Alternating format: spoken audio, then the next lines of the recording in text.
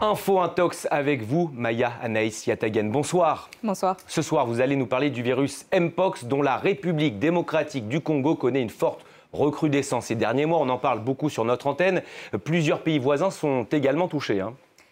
Oui, et alors derrière le terme Mpox se cache le terme monkeypox, autrefois appelé ou récemment appelé variole du singe. L'OMS a changé de nom parce que cela générait des stigmatisations racistes et homophobes. Et suite à l'annonce de l'OMS récente, eh bien ce faux narratif a repris, comme vous pouvez le voir, dans cette publication en anglais et cette publication en français. Le faux narratif, c'est de dire que c'est une maladie qui ne touche que les personnes homosexuelles. Or, qu'est-ce que c'est le virus Mpox? Eh bien, c'est une multitude de moyens de transmission.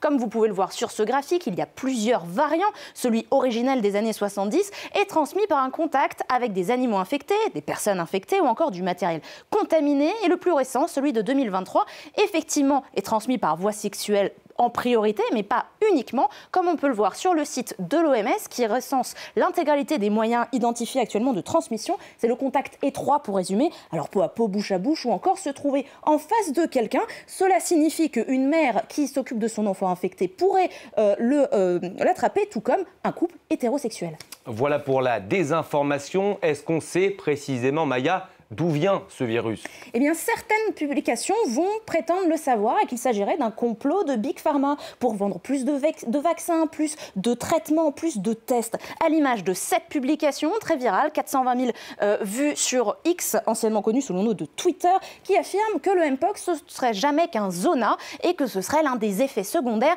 les plus fréquents du vaccin Covid. Et pour appuyer ses propos, il se base sur les propos de cet homme, qui est un médecin allemand, Wolfgang Wodarg, qui est déjà connu par le passé pour un livre où il parlait de la pandémie de Covid, une fausse pandémie selon lui, et nos collègues de l'AFP ont fact-checké nombre de ses posts Facebook qui diffusaient de la désinformation sur le vaccin contre le Covid. Mais reprenons donc les deux affirmations, zona et lien avec le Covid. Tout d'abord, est-ce que le Mpox serait un zona? Alors, magie de la modélisation 3D, voici une première image. Ça, c'est, vous l'avez tout de suite reconnu évidemment Florent, c'est le zona, une maladie due à la réactivation du virus de la varicelle chez quelqu'un qui l'a déjà eu. C'est un virus de la famille des herpès.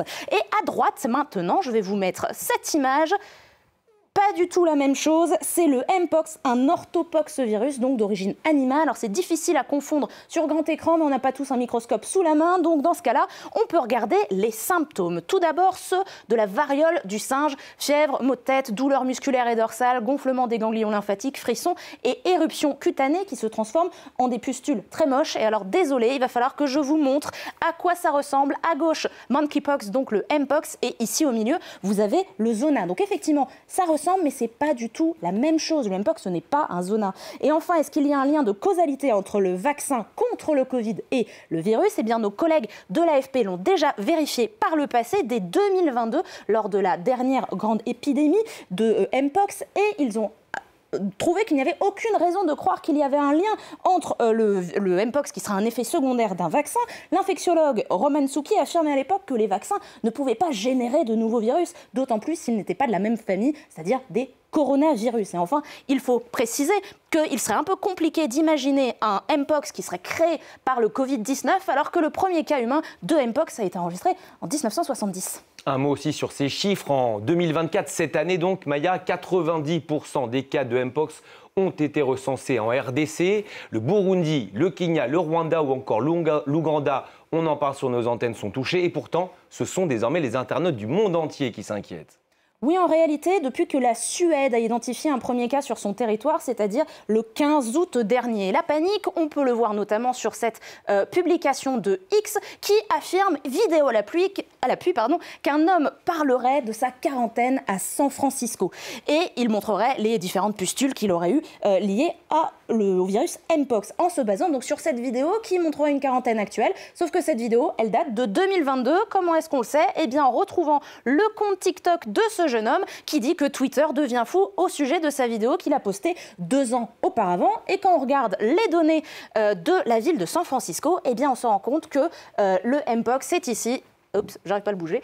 Mpox, les niveaux dans les eaux usées sont assez faibles, donc il n'y a pas de lien spécifique avec le Mpox. Il n'y a pas de panique à avoir, il n'y a pas de niveau alarmant. Enfin, en France, on a beaucoup parlé, notamment sur nos antennes, de l'ouverture des centres de vaccination, 232 sites, mais il y a des publications, notamment sur TikTok, qui affirment que la rentrée scolaire serait reportée en raison de cette épidémie. Une information catégoriquement démentie par le ministère de l'Éducation à l'AFP, et certains, enfin, s'inquiètent que l'OMS serait en train de préparer, d'ordonner aux différents gouvernements de se préparer à un méga confinement, sauf que l'OMS, c'est une organisation qui donne des conseils sur la santé et non qui donne des ordres ou ne donne que des conseils et pas des ordres aux différents gouvernements. Elle ne peut pas décider pour les pays. L'OMS qui en plus s'affiche relativement confiante. Elle assure que les épidémies de Mpox peuvent être stoppées, maîtrisées, car l'épidémie de Mpox est un virus dont la mortalité est assez faible, 0,2% des cas. Elle peut donc être maîtrisée ou stoppée via des traitements et des vaccins. Voilà pour ce virus de la désinformation. Merci beaucoup, Maya. On va marquer une courte pause, 4 minutes, et l'Actu 360 revient en direct, bien sûr. À tout de suite.